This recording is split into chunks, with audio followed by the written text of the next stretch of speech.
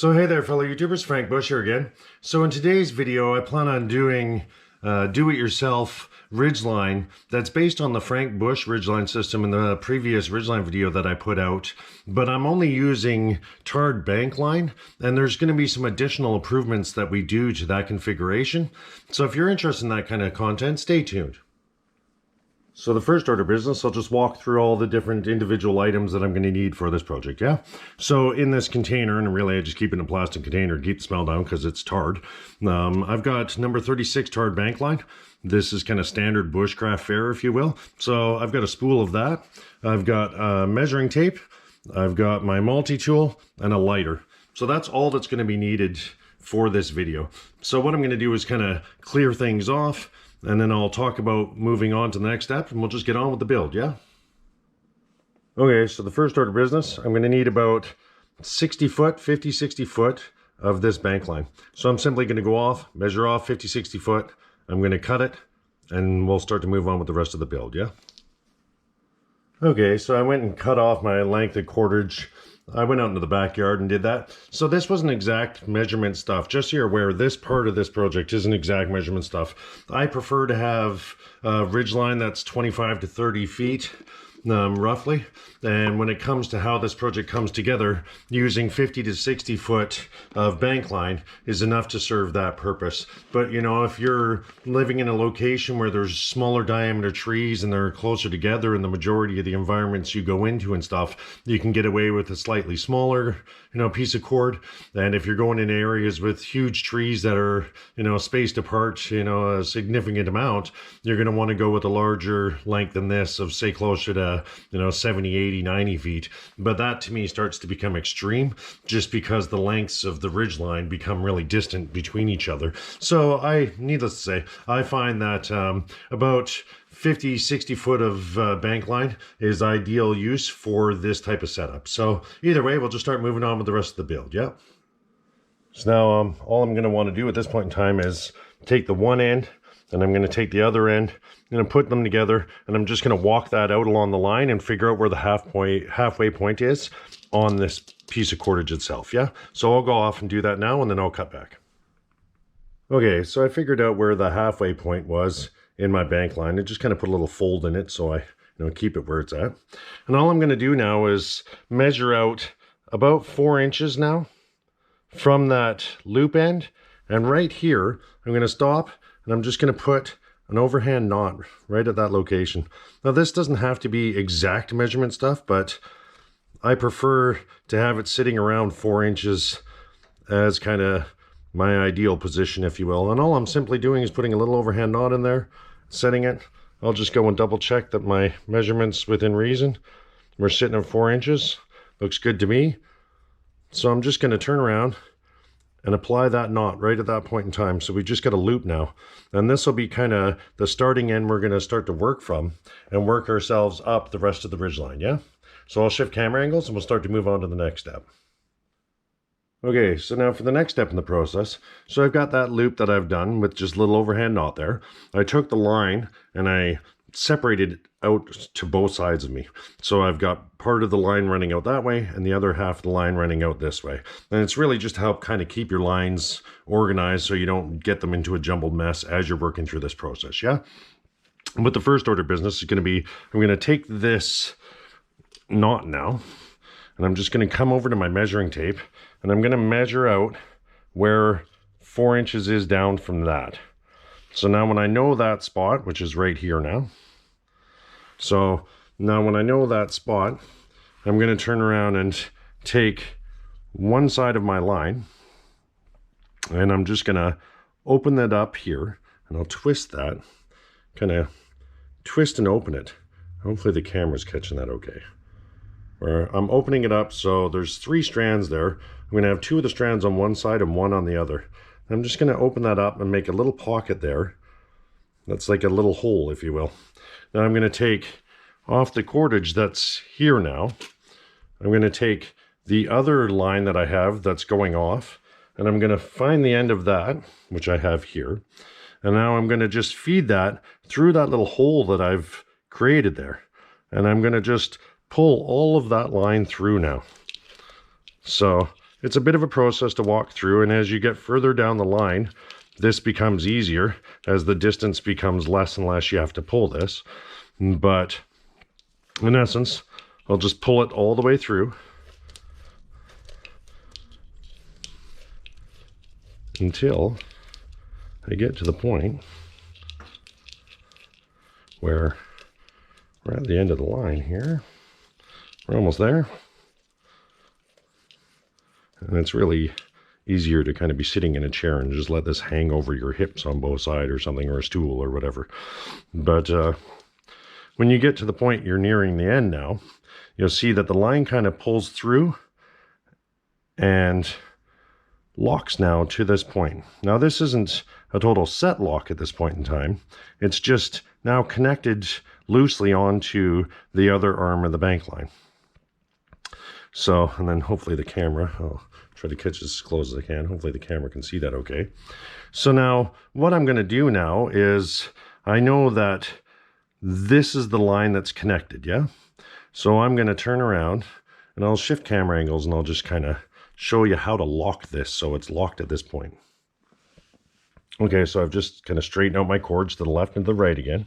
So now I know that this cord here, the one on the left coming through, that one's the one that's already attached to the line, if you will. That's the one that I can already slide up and down. But what I'm going to do is slide it out so it'll be as flat as it can possibly be with the other one. And when I know that's the case, I'm now going to take the other line that was kind of the main line that hasn't gone through that cord yet. So this is the one that slips. This is the one that isn't, the one on the left here.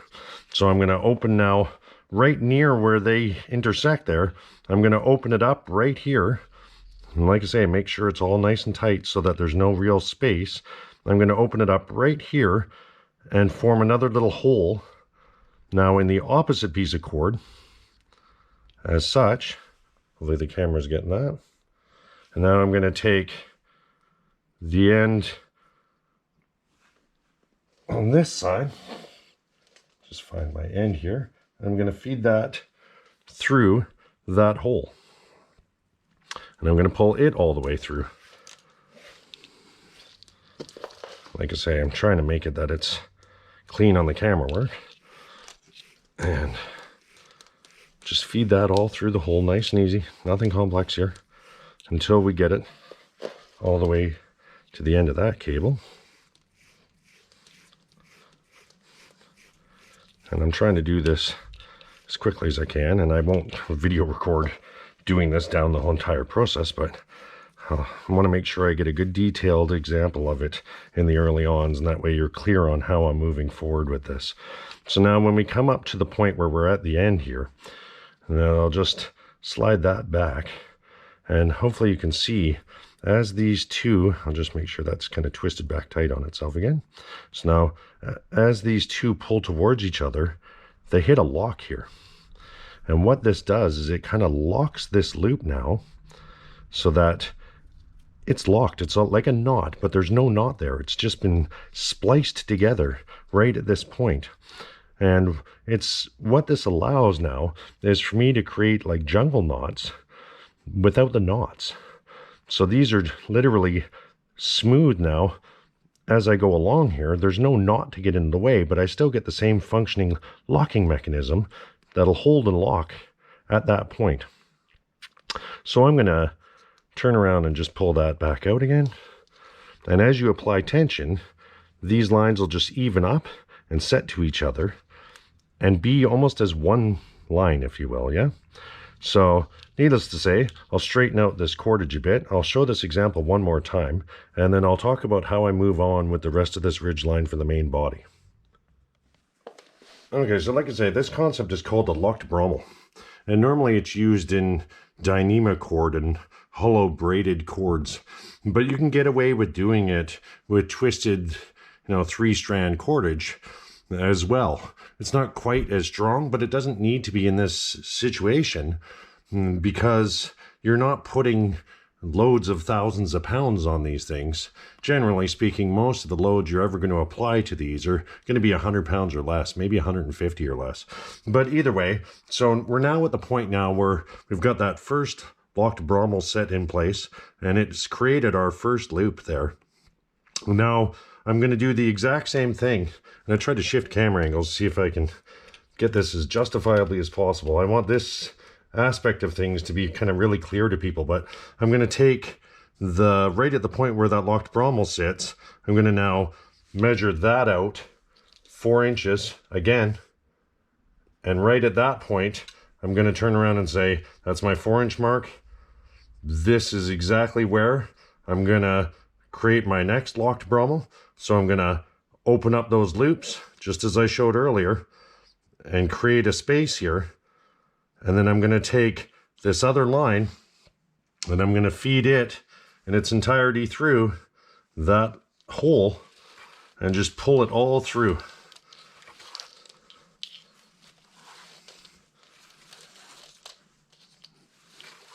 And as we go, the line becomes easier and easier to do because you're not having to pull through the entirety of the ridge line every time as you get closer to the end. So it does speed up as you go through time. So now, like I say, when I'm on to this point, I just give it a twist back with my 2 fingers here. I'm just giving it a twist back. Sorry, I got a hair caught there. And to make sure that the line itself has its normal kind of tension in the twistings.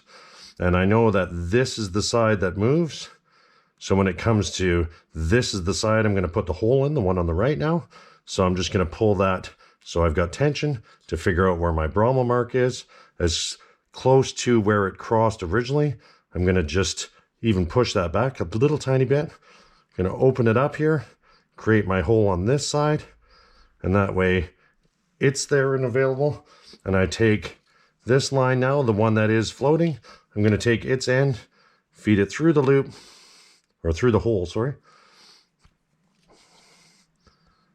And I'm just going to pull it all the way back through, just as I've shown previously.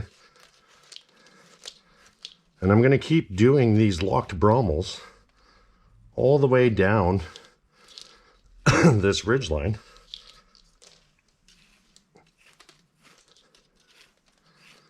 Until we get to the end.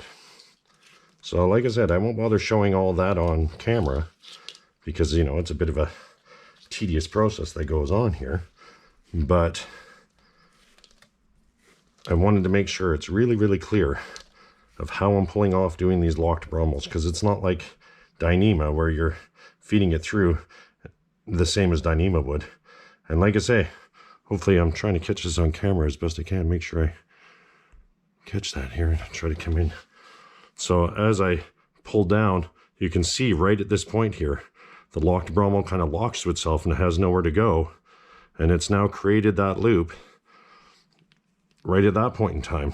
So now I have 2 locked brummels on the line, but within reason, other than the little tiny bumps, the line feels as though it's has no knots in it at all. It's smooth, and that's a key aspect for later on. And you can see there's the first lock brummel where I can put tension against that point right there. There's the second lock brummel. I can put tension against that just as you would a jungle knot, but no knots exist in the line. So like I said, I'm going to turn around and move on to the next stage, and I'll just keep repeating that over and over and over again of having my strand on the left, feeding the one on the, feeding the one on the right through the left, and then the one on the left through the right, and locking them all the way along the line, doing it at 4-inch intervals. So I'll go off and start to do that. I'll cut back and show you when I've kind of put a half decent amount of them in to show you the kind of look and feel that it'll have. And then I'll just move on and do it across the entire length of this ridge line, exactly as I've shown here, yeah? Okay, so now I've put a couple locked brummels in here just to show you kind of what it should look like as you go. So like I say, there was the 4-inch loop, there's the knot, then locked brummel, locked brummel, locked brummel, locked brummel. So, and I'm just going to keep doing that all the way along the ridgeline. And when you apply tension to this, it just pulls together and becomes, like I say, like a line without knots in it, really. There's some subtle little bumps, but the ridgeline, when it has tension on it, will just become firm and straight. And it only has this one knot here that's really a full knot, if you will. And So I'm, like I say, going to go off and carry on doing this and just walk through the process. I won't bother recording all that. I just wanted to show you that there's every 4 inches now. We're starting to see these locked loops here. And like I say, at any point in those, I can turn around and apply tension right there and it'll hold and it won't give that way. So I'll carry on with the video in a minute after I go and just kind of put all these locked brummels down the ridgeline. So I thought I'd just throw in a quick little scene of as I'm progressing along. This from here through this line has already had all the locked brummels put into it.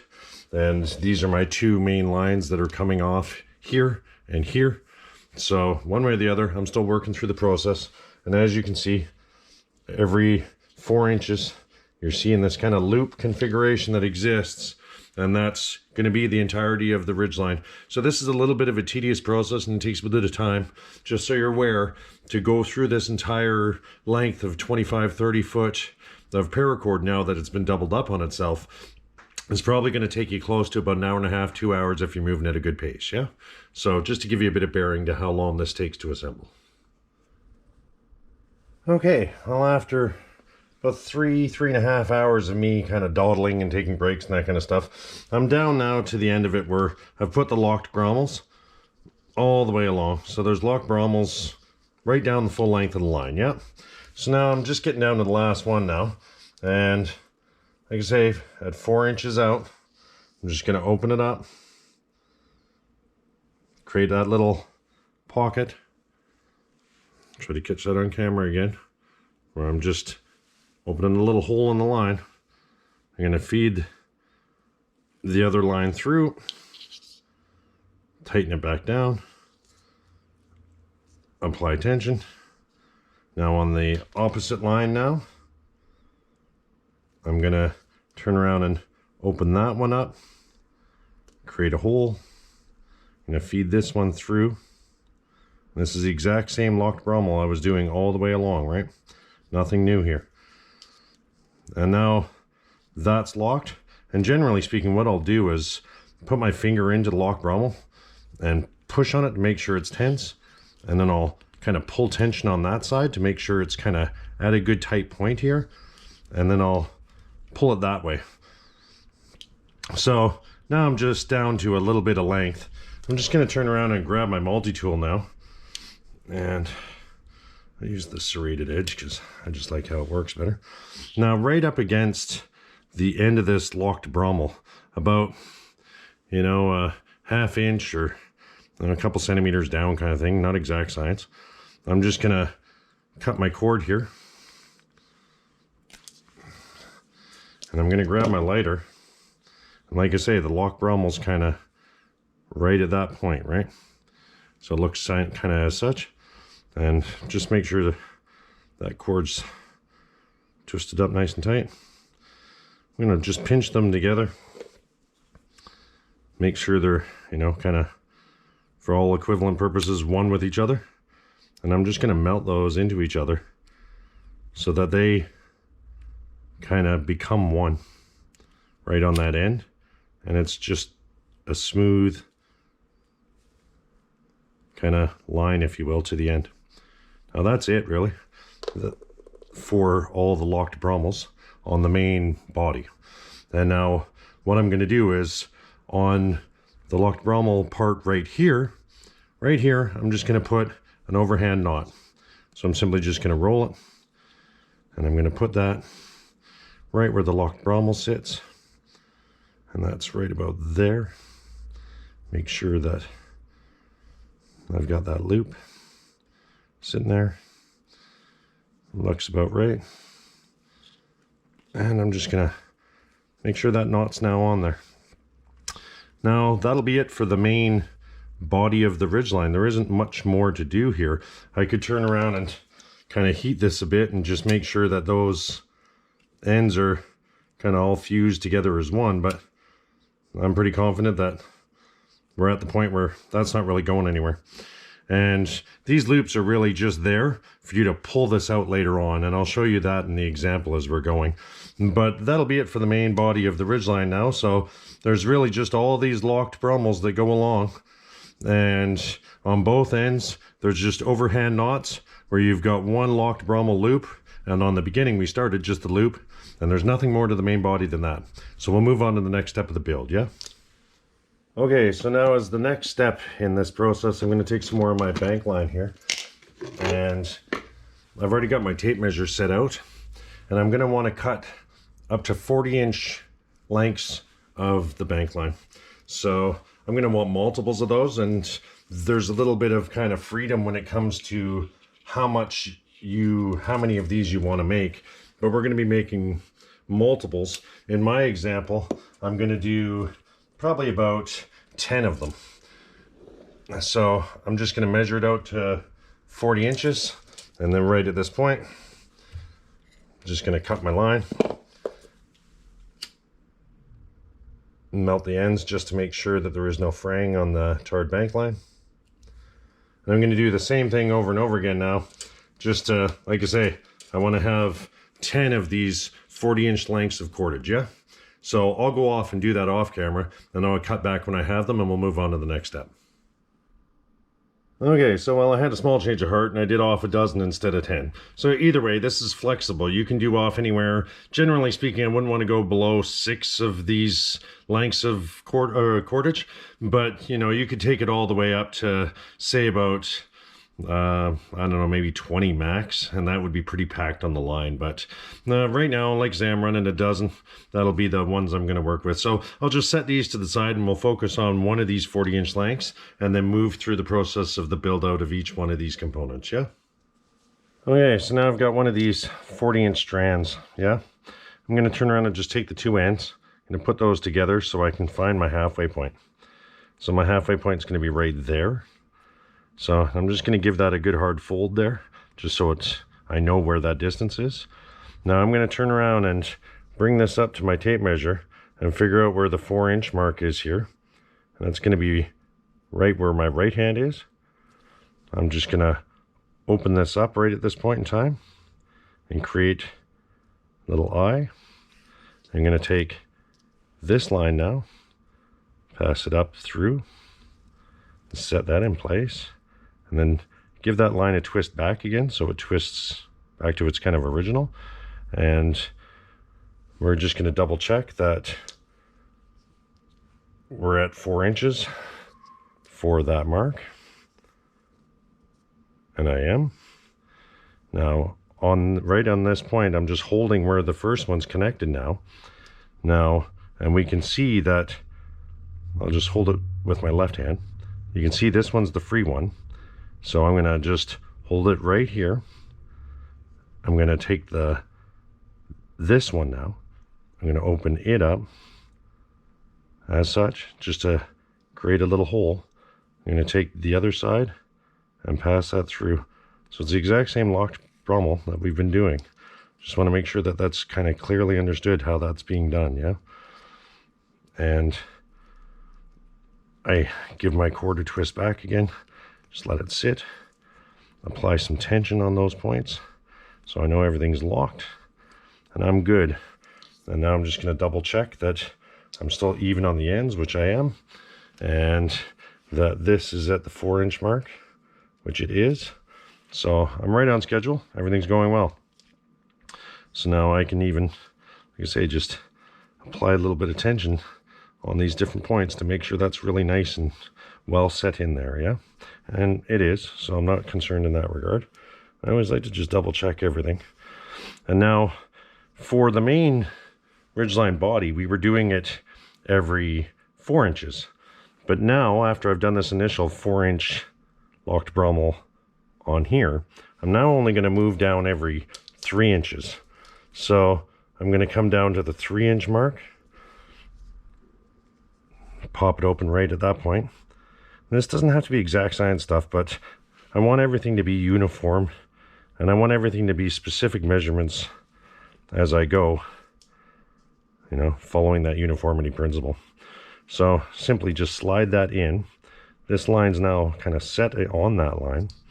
I normally just pull it straight and I give tension to both, so I can figure out exactly where that next locked brummel is going to sit. And then I want to come in as close to that as I can. I even back it up just a tiny bit And that is going to be the spot that I'm going to want to set the next lock on. Put that through, give the line a twist back so it locks, set it in. And the tarred bank line is forgiving in that regard. But now we're down to just having 3-inch loops here instead of the 4, yeah? I'm going to do one more 3-inch here. Exact same thing again.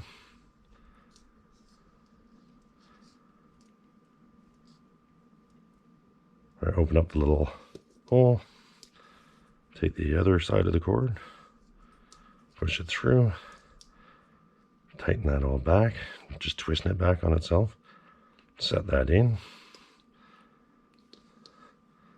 Right at that point, I know that this line's the one I need to open.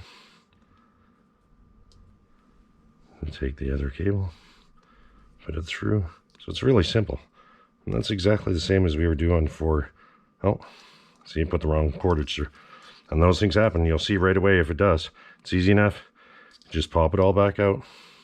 If you see that the locked brummel didn't sit properly, that tells you that you put your lines through. And I really showed that for the example, if you will, of we'll come back, we'll just take our 3 again.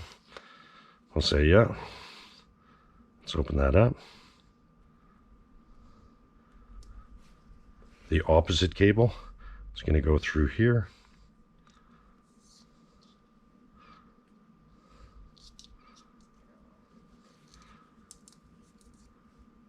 We'll make sure that's twisted back up again. Apply the tension so that we know we're in a good spot. Now it's on this cable that we're going to open it up. We're going to feed it through as such. Tighten that back up.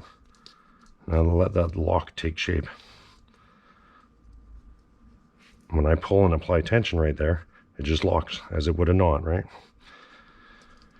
So now for the next one down, we're going to want to have it where, I'm just going to check my measurements because I worked this all out earlier, and I want to make sure I do it exactly the way I wanted it to be. I just couldn't remember if I did 3 or 4 here. So I'm going to do one more 3-inch one here.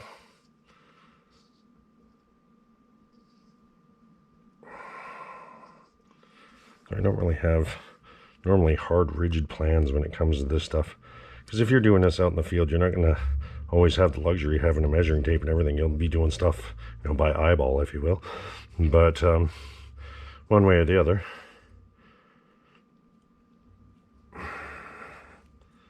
I want this to be a nice set, so I try to measure it and do it all properly, and you know, the way I had it planned in my head of how it would be. Feed that through. Create my next octobrummel. Make sure that locks properly. Give it a good pull, each individual line. So now I've got the 4-inch, a 3, a 3, and a 3 here.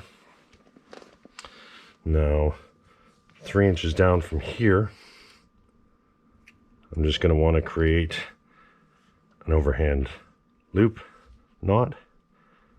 It sits right at this point where my fingernail is, and we can adjust it to make sure that's exactly where we want it to be. So that's where the lock brummel is.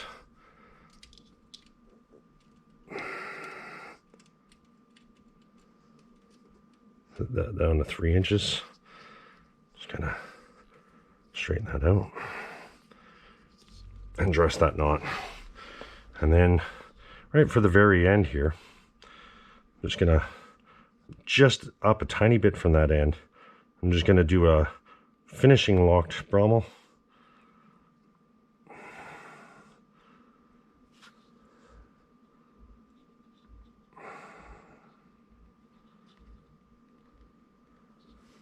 Feed this one through. You can see we're getting down to the edge of just running out of cable entirely, right? But I've got that last lock brummel locked, and that's really just going to be a little finger pull where I can pull and release this knot from the tension that'll be applied later on. And now I can see I got a tiny bit of mismeasurements when it comes to the little tiny bit on the end. I don't really want to cut into that paper, but let me just do this off camera for 2 seconds and cut off that little piece.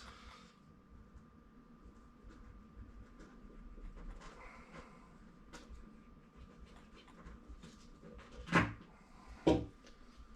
we go. And take my lighter. And I'm just going to do the exact same thing I did on the previous with the main body of the Ridgeline, where I'm just melting those two ends together and making it like it's just one. And that's just after that locked brummel. And that way, if I apply tension, it's not applying it onto that little burnt piece, melted piece. It's just applying it onto the locked brummel itself, yeah? So that's it. That's all I'm going to need for each one of these. Now I'll go off and do this. Like I say, I won't bother showing that on camera. I'll just go do it and cut back when I've got the complete dozen set happening. But as you can see now, it should look something along that lines, where I've got 4-inch, 3, 3, 3, 3 knot, and then a little pull tab. So I'll go off and do the exact same thing to the next 11 of those, and then I'll come back when I have them all together, yeah? There was one thing I wanted to mention too for the construction bros out there, that with this unit, before I go off, just getting the other 11 ones out of the way, yeah? And I wanted to get this into the video because it's handy to know when you're on the field. So with this unit and the spacings that we've done, the way we've constructed this incidentally, if I pull that straight and just make it as long as I can, if you will, stretch it out. If I measure that out, I'm trying to catch this on camera justifiably. The way I've set it up, that's at the 16-inch mark. So for the construction bros, you've got 16 inches already pre-measured out for you based off of these drop lines. And I'll do all my drop lines exactly the same. So if you were wanting to do some sort of construction when you're out in the backcountry and you were wanting to follow kind of the specs you're familiar with, 16 inches on center, right? You could easily use this without having to bring along measuring tapes and everything else to know exactly where your 16 inches on center, and you'll know you just have it as part of your kit. So that's one of the other additions to kind of having this construct the way it is. But either way, like I said, I just wanted to mention that before I forgot it. As a side note, I'll get off with the other 11 and get them out of the way, yeah? All right, so it's been about a half an hour, so you can see I've got 6 of them done. I'm just doing it while I'm watching television, if you will, as part of the instead of putting a bunch of dead footage in. But needless to say, you want to try to keep them as uniform as you possibly can. As you can see, I tied all these off at the 16-inch mark, and that to me is the key element. So if you want to kind of adjust the order in which you're doing the locked brummels, then do the one on the end and then come back and do the knot after the fact, and then just kind of double check it on a measuring tape to make sure it's right at 16. You can do that too. This kind of construct is really flexible. I didn't have to go, where I had 4 spaces along. I could have easily snubbed them a little shorter and stuff, but I did that for future use of how I plan on using this when I'm out in the field. There's reasons behind almost everything I do in that regard. But either way, I'll just cut back after I've got the other 6 done, and then we'll start to attach them to the main body of the Ridgeline, yeah? Okay, so now I've got my dozen drop lines all set up here, and hopefully you guys can see that on the camera half decent. Of there's maybe a 1/4 inch, maybe half centimeter or so variance between these, so they are really, really close, right? And that's ideally what I wanted, was uniformity in the design, yeah? So all the knots now are done. when it comes to, you know, doing these locked brummels and the overhand knots and all that kind of stuff. The next step will be really, let's just get these hooked onto the main ridgeline, and that way we've got a completed ridgeline set done. Yeah, so I'll shift camera angle so I can get a better angle to show hooking these on, and we'll move on to the next scene. Okay, so I've just improv set up the ridgeline so it's kind of raised and centered in the camera, and I'm just going to grab one of these drop lines now that I have and show you how simple they are to hook on. So I'm going to take the end with the loop on it, not the end with the knot. I'm simply going to open it up onto the ridgeline itself and kind of bring it underneath. Then I'm going to take this end, bring it up and through. And I'm going to wrap that around 3 times. And that's just how simple it is to get the basic Prusik construct on. And now when it comes to this, you just want to apply tension and kind of let the knot collapse in on itself a bit. It should start to look like that as you're coming in. And I'm just pulling down on this part here. And I'm just going to keep pulling on that until this knot dresses up and becomes flush. Now I've got this Prusik set onto the line. And one of the things I was kind of mentioned it earlier, you can see now, just make sure I'm getting this on the camera. You can see now I've got these spaces where, just like jungle knots, we've got this kind of loop that we can hook into on the ridgeline. But because this is a knotless jungle knot, if you will, it allows me to now slide those Prusiks freely across where the knots would have been if it was just a standard jungle knot. So there is definitely some added flexibility when it comes to having this setup. One of the other gains to having the doubling up of the Tarp bankline is the Prusiks. Normally, when you attach a Prusik to a line, you normally want to have the Prusik that you're attaching be on a smaller diameter line than on the main line you're attaching to. But when it comes to bankline on bankline, normally that would be considered a no-no. It's doable, obviously, but it would be considered a no-no that it's better to hook bankline onto a larger diameter cord such as Paracord. But in this situation, the doubling up of the bankline cordage actually makes it that these Prusiks hold on even tighter than they normally would. When it comes to having 2 lines running parallel like this, a Prusik actually will bite into those lines more effectively than they would a single line. And they'll hold with a greater tension, if you will. So in this kind of construct, a Prusik is in an ideal environment given this entire layout. But I'm going to stop rambling about that, and I'm going to switch over and start attaching on the other 11 that I've got sitting on the floor there. And then at that point in time, we'll have our ridgeline fully assembled, and then we'll be able to set it up out in the field and start using it. I don't know if I'm going to do that tonight or I'll do that in the morning. It'll still be part of the same video, but it's already getting later in the day here. So I might just wrap it up, and then in the morning I'll go out first thing in the morning and show you this being used and set up in the field. But either way, I'll go off and hook on these drop lines and get them attached as the next scenes, yeah?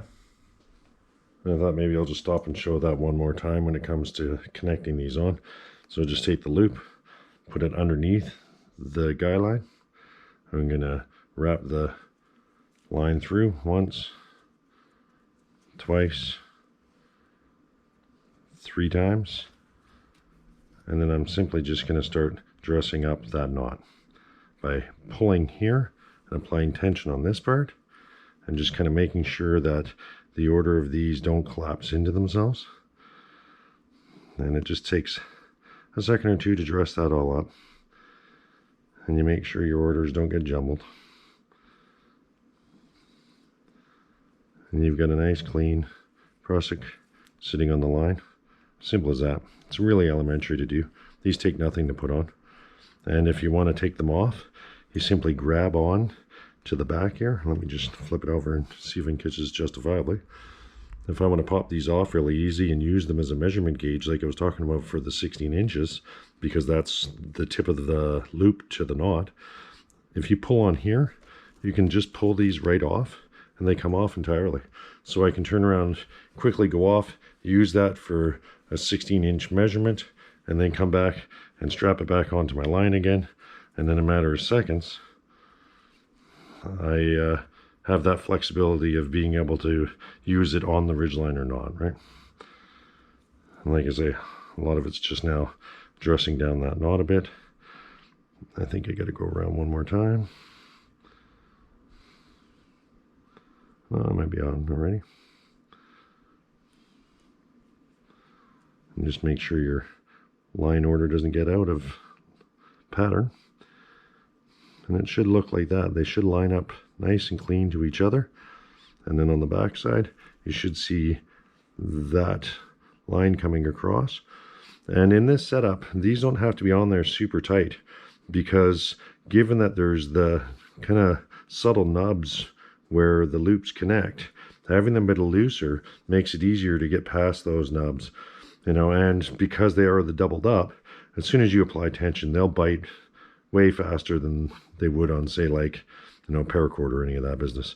So needless to say, I just wanted to show that a second time, make sure it was clear every step along the way. Yeah, so I'll go and put on the others. All right, so it's been 2 or 3 minutes now. Got all the dozen Prusik drop lines on there now, and in essence this ridge line is fully built out now. So like I say, as the next scenes, we'll show a real-world example of using this out in the field and show you some of the attributes I get out of the way that this has been built, yeah?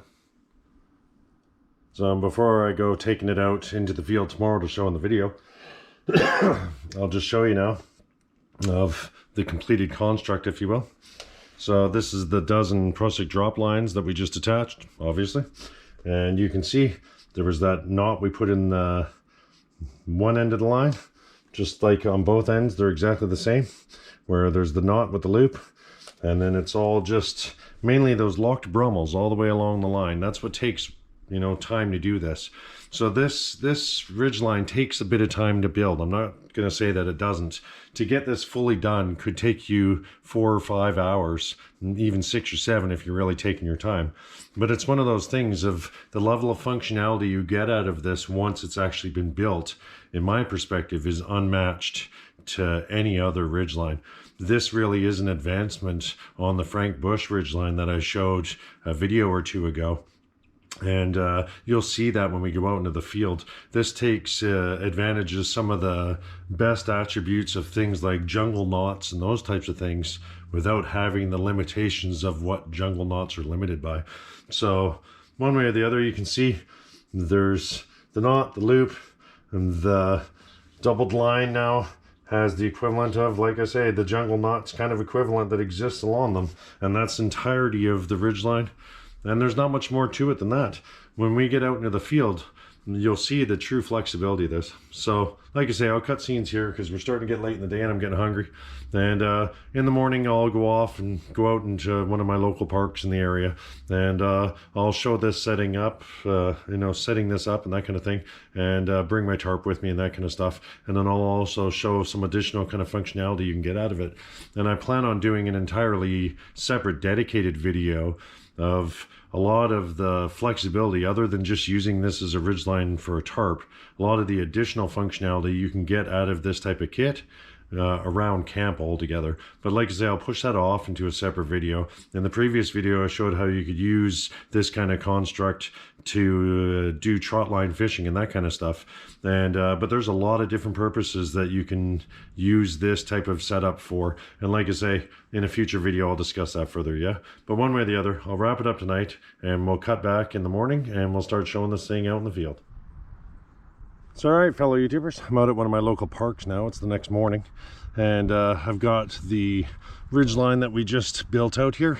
I brought along a tarp and I brought along a bag with a few other little items so I can help show out some of the examples that I want to show in this video.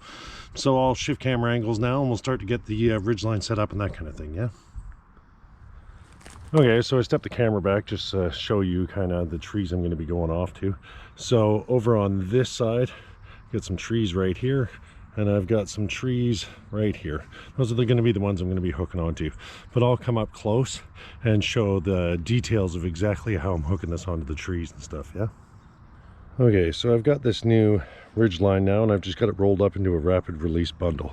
And this is one end of the Ridgeline. So if you remember, we put a loop in it with a little knot, yeah? So what I'm going to do is just pull out a bit of my Ridgeline now. I'm going to come around this tree with that piece. And now with this knot, there's a couple ways you can do it. I'll just pull out a bit more slack and drop this hank to give me kind of room to work with. Now there's a few options here. Those knots that are on there, I can easily just come to a point, open up the now little locked brummels, how we created those loops, open that up and just feed the knot through and apply some tension, and I can lock that right there. Now I'm locked onto that tree, it's not going anywhere. I can go that way, that's one option. I can turn around and that's quick release. If I pull this, it's just off. Now if I come around and wrap over top and then come back with that, you know, end of the Ridgeline, I can hook back into a loop of the locked brummels that are in that line into its own self and set that in as such, and then I'm locked on this way where there's a bit of flexibility now to how I want to position things and everything else, but it's just the same. If I apply tension, that's not going anywhere, that's locked. Or I can turn around and this is quick release as well. I just pop that, it all comes off. Now one of those drop lines that we had on there, I can come along and say I want to hook onto this drop line instead. I've got one of the drop lines here. Hopefully the camera's catching that justifiably. Got one of the drop lines here. I can easily just turn around and say I'm going to take the knot on the end of the Ridgeline and just hook it in one of the brummel loops that exist on here, set that in, just kind of hold that for a second while I apply a little bit of tension, and now I'm locked on to that point, and the Prusik is here if I want to slide out and apply tension to this point right here. But this is also rapid release right here, where if I turn around and pull this, I'm off the tree. So there's a few different options in that regard of how you can kind of strap to a tree. I think the simplest one is really just coming around, taking the knot, hooking it into one of these locked brummel loops, if you will, and there I'm just on. That's really, and it frees up these Prusiks so I can use them for other things later on if I need to. But that's how I connect kind of the first connection. And like I say, there's multiple variants here. I could easily adjust this where this was more permanently locked, where I turn around and not only did I bring this around the tree and just set it there, but I can bring it right through one locked brummel, open up the second one up and put it back out through the second and have it locked that way as well. And that way it's kind of a little more secured. If you're worried about that knot slipping out, you can easily just kind of go through two of the locked brummel loops and it'll lock on even more, where this is no longer quick release as easy. But if it's still, you know, within reason is quick release, but if I wanted to pull that and loosen it, you can see that it would quickly get caught, the knot would quickly get caught in the second locked brummel loop. So it can give you kind of an added level of security that your stuff isn't just going to pop free, yeah? And as you can see, really flexible, no knots needed to hook that on, yeah? But one way or the other, I'll walk this out now and show you that it's all rapid deploy on the Ridgeline itself the way I've designed it, and we'll go and hook onto the other tree, yeah? So in fact, I'm going to even do a real close-up. I'm trying to be more conscious. I know I'm working with dark lines and it's hard to see for some people. So I'm going to show these kind of things a little bit again, but I'm going to show them really up close so you can get a detailed view. So like I say, in this Ridgeline, we put all these locked brummel loops, right? And they were down the entire length of the Ridgeline. And then on the end, we had that knot. So if you take this knot and you simply just poke it through one of these loops, the locked brummel loops, you can see it kind of closes and pinches on the line when you apply tension and holds that knot. That knot's not going anywhere, but I can still have the option, if I want a quick release, I just pull it out and it pops right out. And then the other option I was showing was you can come around this line entirely and then just bring this knot. I'll just shift things a bit so the camera's still seeing this, all right? And let's just shift that up a tiny bit. Now if I bring it around the main ridgeline, I can just find one of my locked brummel loops back on itself and hook it in that way and just kind of poke it in and press it up against where the locked brummel is sitting. And if I apply tension, it'll lock that way. Hopefully the camera's really seeing that well. That's the other kind of main quick release option here, where if I pull this tab, this is under tension. If I pull this tab, it just pops it out and the whole thing just comes right off. Yeah, so super easy in that regard. And the Prusik one that I showed is the third. I'll be showing that as part of the kind of doing stuff as we go, so it should be easy enough to see that again in close-up detail as the video moves on. But I'll just set that in place as such, and it's locked and I'm holding. So hopefully the camera picked that up. I know it's difficult. I'm wearing a white shirt and try to use the white paper earlier in the video to really make this all stand out a little better. I try to put better lighting in and all that kind of stuff. But either way, I'm gonna shift back over. We'll walk out this ridgeline to show you the rapid deploy feature of it, and we'll hook onto the other tree, yeah? And I can just let that sit there now. There's enough tension under that. It's holding and it's not going anywhere. So like I say, I'm firmly attached to this tree now, yeah? And I can simply just walk out this rapid deploy ridgeline, and as I go, all these drop lines, I've already gone and spaced those out along the line, so they're already in place. I can just pull this all right out, and this is the tree I'm going to be hooking onto, so I'll shift camera angles and I'll show that in detail as well, yeah? Okay, so now when it comes to the other tree now, there's a few options that I have available to me on this end as well. So I'm just going to take this ridgeline and I'm going to walk it out, and I'm going to come right around this tree and just bring it around. And the knot that I have on this end of the ridgeline now, I can easily just pull some tension, get it to where I want it, open up one of those locked brummel loops that sit on this line and pop into there, and I'm on, and there's tension here. Yeah, so it's really easy. I'll stop and show that again in close-up so you can see I've done exactly the same thing here as I did down on the other end of just hooking the knot into the locked brummel loops, yeah? So, and without me just simply walking around a tree a second time, you can see now that this is the main ridgeline here coming this way that went around the tree. I just brought the other end out, gave it a pull, and just locked the knot right inside one of those locked brummels, just the same as you would a jungle knot. But like I say, there's no jungle knots involved here, yeah? The locked brummel just hold tension here. So it's really elementary. Same kind of quick release that we have here. If I pull this whole thing just pops right out and I'm free. And if I want to hook that back on again, I could just apply a bit of tension.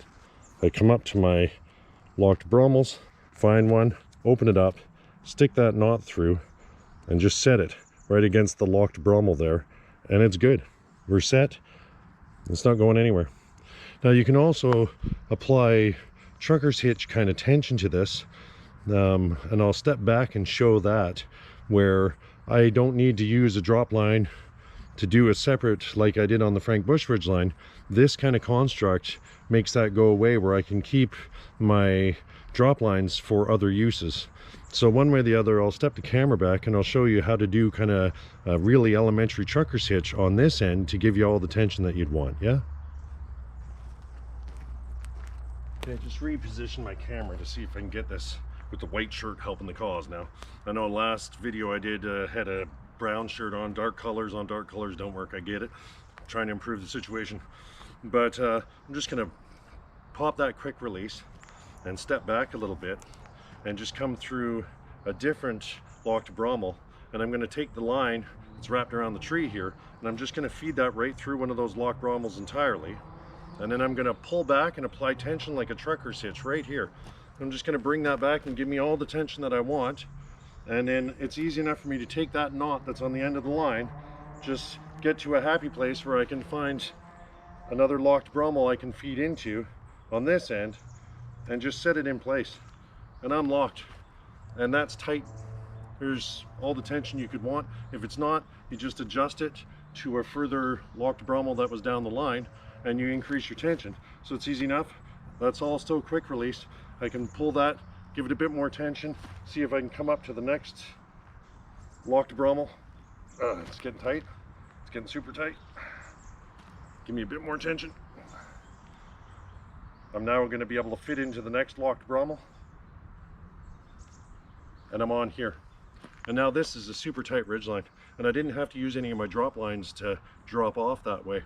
There's another option now, so I'll come up and show this up close, but I think the example here is pretty self-evident of how this works. But I'll stop and come up and show exactly what I've done on this side in a close-up so you guys can see. Yeah. Okay, so I'll just pop this back off. Like I say, all rapid release stuff, right? So if it's a little tight because of the tension, it's easy enough to get off either way. I'll come back here, back to that locked brummel, and you can see it'll just slide back out and loosen the tension. And all I'm really doing here, I'll just pop this off entirely and show it fresh so you guys can see. If you hear a bit of noise in the background, I'm at a public park, these things happen. So needless to say, I just take my line that's going around the tree, I pick one of these locked brummels, I want to open up, I just feed my line right through that entirely, and now that's the point I get my trucker's hitch at. And as I apply tension, the locked brummel just holds it, and I can come around, and because I've come up with the camera, it's a little bit on the off-camera side, but all I'm doing is just pulling that tension as much as I want it and hooking it into one of the locked brummels that now exists. And because of the example, I've had to go to the back side of the tree. But one way or the other, you can see that even though there's no knot here, this tarred bank line wants to hold to itself and lock. So you got to be mindful of that if you want it to be knots, not just the cordage holding, right? And I'm trying to keep this all on camera as I do this, but as you can see, I've now applied my trucker's hitch here. I'm locked with the knot on the locked brummel on this side, and I did this all up close for the camera. Normally I'd walk out and pull it back more to get more, but I can go through any single one of these locked brummels that are along the line, and it allows me to use it like a jungle knot without any knots being along here. This is still within reason a smooth ridge line, yeah? So one way or the other, I see it as we're attached to this side of the tree, and now we'll step back and start talking about those drop lines, yeah? Okay, so what I've done with these drop lines, I know the camera's not going to pick this up well, but with these drop lines, we put on a dozen of them on this line, yeah? And now I've just spaced them out all down the line. So hopefully the camera's picking that up justifiably. Like I say, I know black on black, yeah? But that way I have these at my disposal at any point along this ridge line. And you can see they go right from one end to the other. And there is ways where you can use these to attach to the tree, and if you're interested in that, I didn't include that in this video for the attachment to the tree, but I'm already on and we've got a trucker's hitch and it's tight and everything, so I'm not going to bother tearing it down. But if you're interested in using these prusiks, you really drive one up on the cord that comes around the tree, and you just use the prusik to hook on to the locked brummel loops that exist here, and you can get the same kind of flexibility and effect. Hopefully you're really getting the idea of this kind of construct. But like I say, this is extremely tight right now. I could even apply more tension, but I don't want to turn around and push it to its limits and see if I can actually break the bank line, right? That's not the targeted objective, but I don't believe I could. But one way or the other, this within reason is at a good enough level. But I'll stop now and talk specifically about some of the functionality of these drop lines, yeah? So now when it comes to these drop lines, one of the good parts about using the locked brummel loops is the fact that I can now move these Prusik based drop lines across where a knot would be in a jungle knot. So I can open this up and show you that, yeah, there's a loop here for the locked brummel, there's a loop right here for the lock brummel. And like I say, as you know, they're all down the line, right? But these prusiks now have the ability to slide past where a knot would be in a jungle knot. So it really makes these superior. Not only do the locked brummels use far less cordage because you're not wasting it in knots, so you get to keep the better part of your overall length of your ridgeline rather than losing 20% of it, but it also gives you this added functionality where I can attach things like this onto my ridgeline but still not lose the functionality of having like a jungle loop kind of structure that exists. Yeah. And then when it comes to the actual drop lines themselves, I'll just shift back a little tiny bit here. When it comes to these drop lines themselves, the reason we did the locked brummels on these lines was to keep it smooth, and we only need that one knot that exists on there. We only need that knot to be the locking knot, if you will. So I can come up and hook that through as such and just lock on, and I've created a lock point right here, but I didn't need multiple knots along this. So when I wrap this back up into a rapid release bundle to get it ready for the next time I'm out in the field, I don't have to worry about having a pile of knots along this line that are going to interfere with that rapid release. I only have the one that's on there. And we keep these little tabs on the ends of things. So if this knot is, we'll just put it back in here for a second again. So if there is a lot of tension on that and these lines on the lock brummel are really squeezing on that knot and it doesn't want to come through, it just gives you the ability to hook your finger in there to give it a pull. And that's really why we keep that one additional locked brummel loop on the end.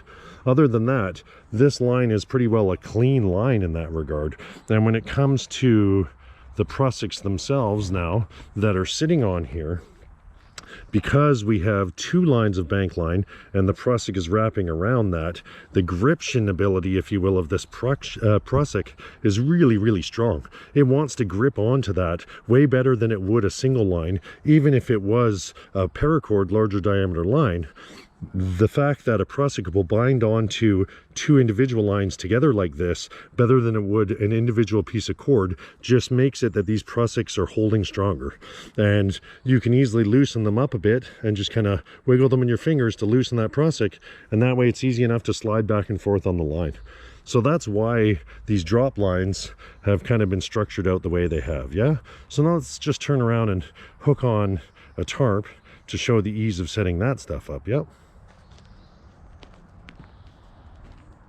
Now, even when it comes to hooking the tarp up, I've got multiple options for this as well. Yeah, everything in this entire setup is really designed to be super flexible, the most flexible I know, really.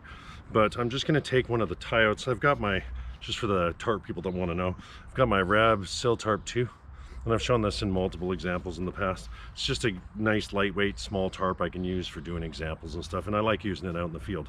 But if I didn't want to go off any one of these drop lines that I have here, yeah, it's easy enough for me to turn around and take one of the tie-out points that I have sitting on my tarp and just literally push that through one of these locked brummels as such, and then feed a toggle through that and just apply tension there. And I'm locked on, so I can still use toggles just as you normally would, you know, for conventional sense and all that kind of stuff, and it still holds and has all the functionality. And if I want to remove this, simply slide that toggle out and pull my tarp tie out off, and I'm off. Yeah, and then like I say, I'll just drop that.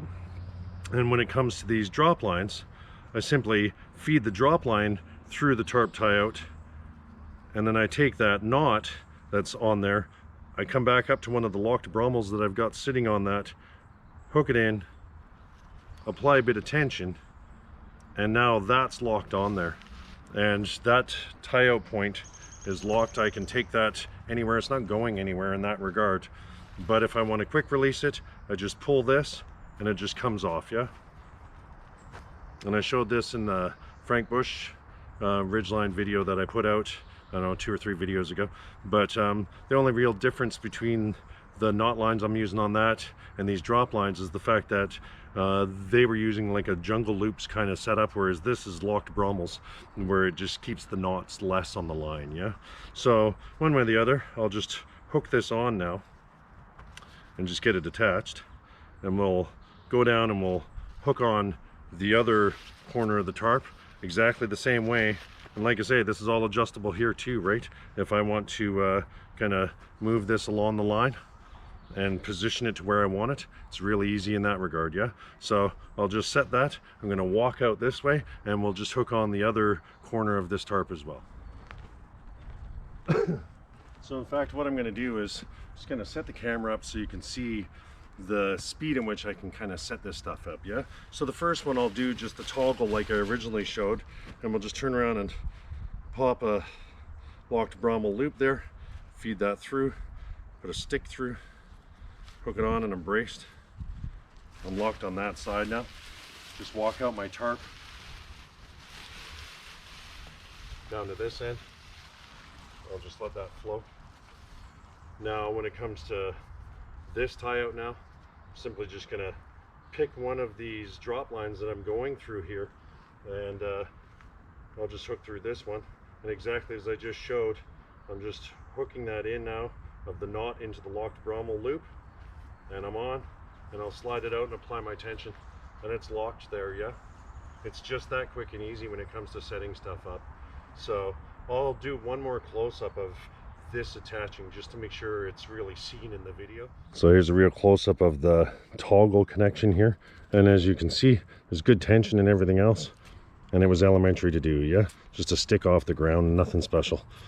And now we'll just shift and come back down to this end again and show this one. Try to get it in good angle. So I'll just rapid release this for a second. In fact, I just pushed it through the opposite way. I'll just feed my tag through here, and now I'm on that side. I simply just pull that and it's off, and I loosen. I can shift my Prusik now back up on the line and just sidestep a bit here. So I'll just loosen up that Prusik so it moves nice and easy. And the thinking really is, like I say, I want to have this a bit of slack, and in fact I'm going to just pull you back just a tiny bit and adjust you a bit here so you can really catch this. So all I've done is, like I say, on the tie out on this end, all I've done is just feed right through that tie out loop. I took that knot, I bring it up to one of the locked brummel positions, push that knot through, just keep my tag in on this side so it's there to quick release later, and slide my Prusik along the line and apply my tension. And I can apply that to whatever tension I want, and it's locked and it's holding. And if I want a quick release, this tab right here, I simply just pull and this whole thing pops off. Yeah, so we'll go and hook on the other ends of the tarp just so it's all locked on, and then I'll show you a few other things that we can do with this kind of construct. Okay, so I'm not going to do anything fancy on this end. I've just got a couple tent pegs, if you will. Just going to feed those through the tie out. I'm going to pull it on the 45 to that angle, or that corner, and pull it on this. Make sure I've got good tension, and just drive it into the earth a bit. And I showed using jungle knots and that kind of stuff in the last Ridgeline video. So this one, it's not really even about setting up the tarp, other than to show you the flexibility of it and the speed, if you will. These are really the fastest Ridgelines you can use when it comes to setting stuff up, because everything is rapid release and stuff. But like I said, I've already detailed out kind of the speed of this setup in the Frank Bush Ridgeline video that I put out 2 or 3 ago. But either way, this tarp's now kind of set up just to show you a very basic construct, right?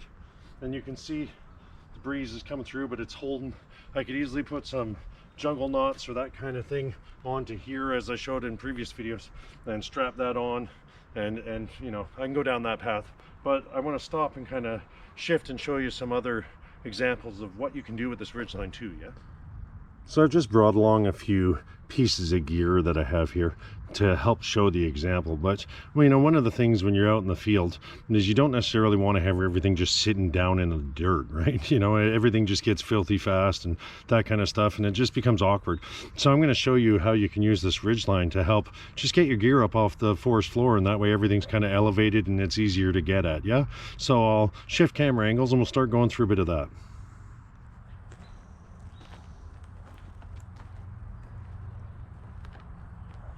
Okay, so one of the items that I have is my cook kit. So this weighs about 1.5 pounds, 2 pounds, so roughly about a kilogram. Give you an idea of the weight of this thing. Now I can easily turn around and just pop open one of those locked brummel loops and feed the knot I have in it and just let it sit there and it'll hold. And it's just that easy. This stuff is elementary to hang. And I'll show you exactly what I'm hanging to here, just to give you a close-up of all it really is on the bag itself.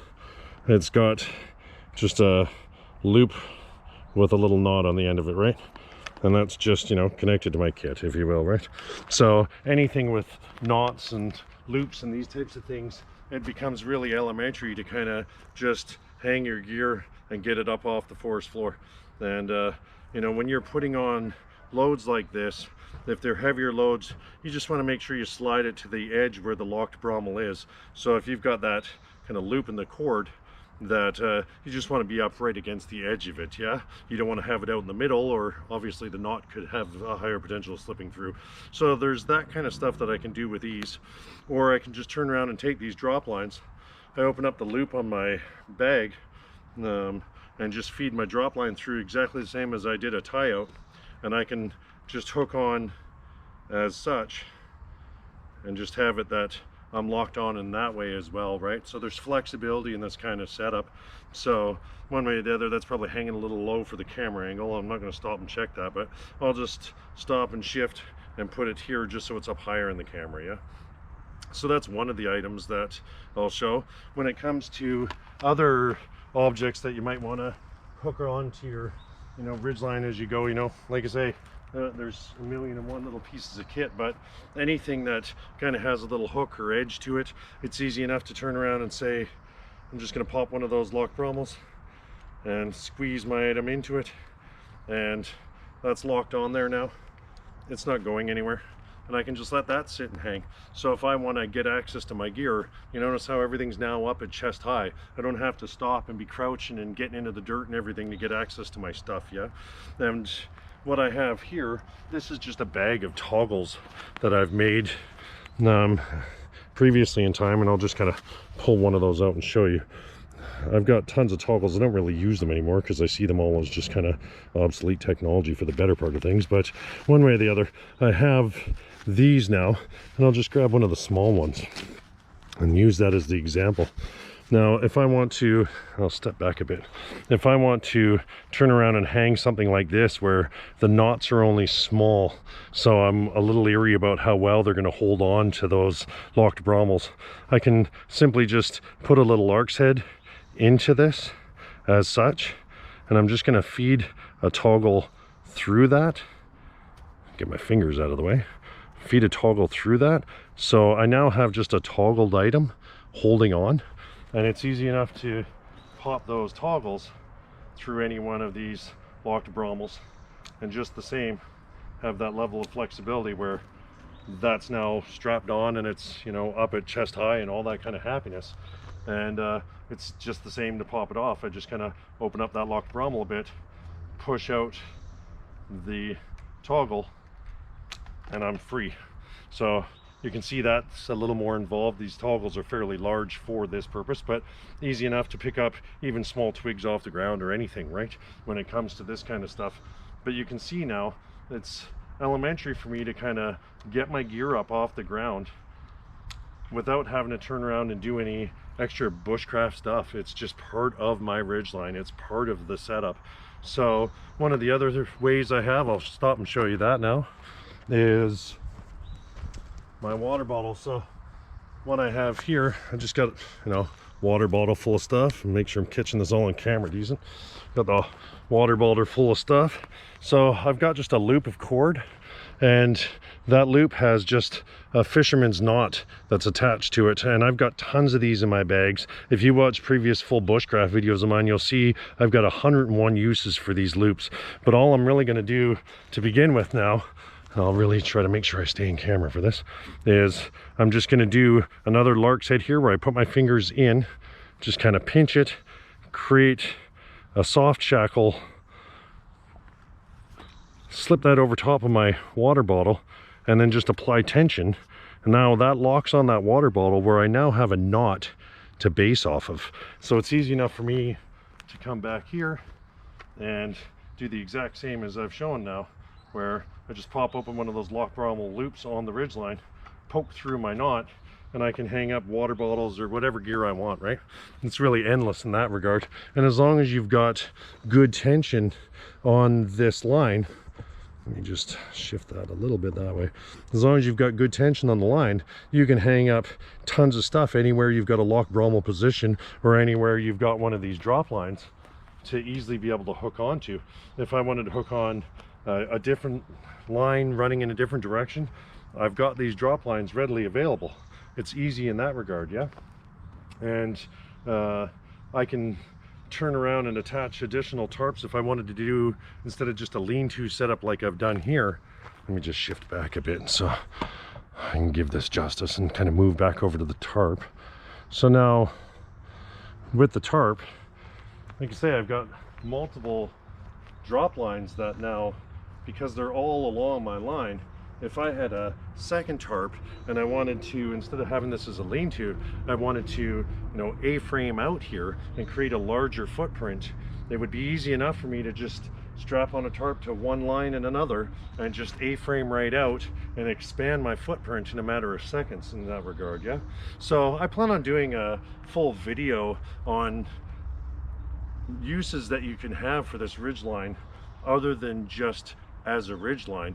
You can use this to replace 95% of any of the knots and Ropecraft stuff you would do around camp. From my lens, it replaces 99% of it all. But I'll do that as a separate video. I plan on releasing another video in the future. I'm just waiting for stuff to come, but I'm going to do a Kevlar rope version of this ridgeline construct, but do it subtly different, and show some different examples of how to kind of use a pro version, if you will, and how to really use it to replace, like I say, 99% of the different items that you'd want to do around camp. So, but like I say, that's all future video stuff. But either way, I'm going to turn around and pull this down. I'll shift my camera back a bit so you guys can see kind of the speed in which all this stuff can collapse back down, and then I'll wrap the video up, yeah? Okay, so the first thing I'll do is just get the tarp off the line. I've already got rid of all the other stuff here. First thing I'll do is just get the tarp off the line, and then we'll do a pull down of the ridgeline so you can see the full example, yeah? So I'm just going to slide that Prusik along, pop my quick release. This corner is now off that tarp entirely. Got that one tent peg, the other tent peg. This was simply just hooked on by the toggle. Pull the toggle out, toss it, and I'm off, right? Super simple, super quick and easy. Just throw my toggle or tent pegs back in the bag, and I'll just stuff the tarp back in its bag, and I won't bother going through the full thing of this because it's like 30-40 seconds of me just stuffing it into a bag, but I'll stop and then show the tear down of the ridgeline as the next step, yeah? So this is quick release here. I just pulled that one out. Now freed and loosened, and I'm off that side. I'm entirely free on that side. I can drop the ridgeline entirely right now. I come over to this side. I've got the quick release that I can pull here, and I'm off that tree. It's just that easy to take this setup down. And now when it comes to the rapid deploy for the next time, it's the exact same as I've shown in tons of videos in the past. I turn around and take the end with the knot and the loop. I kind of leave myself a little bit of room because that's the one I'm going to want to pull on when I'm coming out later. I pinch it in between my middle finger and my ring finger, and then I start doing figure-8 patterns around my hand and just start pulling in my ridgeline into this bundle. Now when it comes to these Prusik drop lines that we had on, let me just shift camera angles, or sorry, shift and come up closer, make sure this is all being seen really well.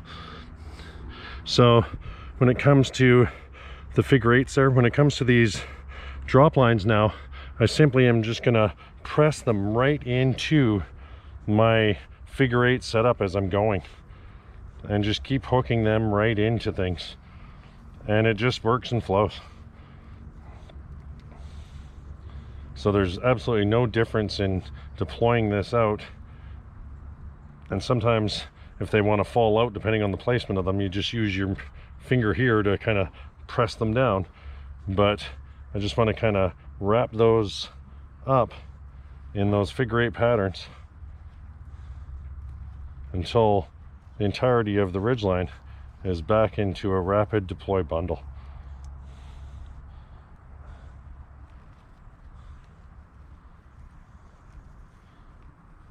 Now when I get up to the end here, that I'm only got a few feet left, I'm just gonna take this part now, step back a bit, I'm just gonna take that off my fingers, squeeze this bundle together, just kind of bunch everything up like that.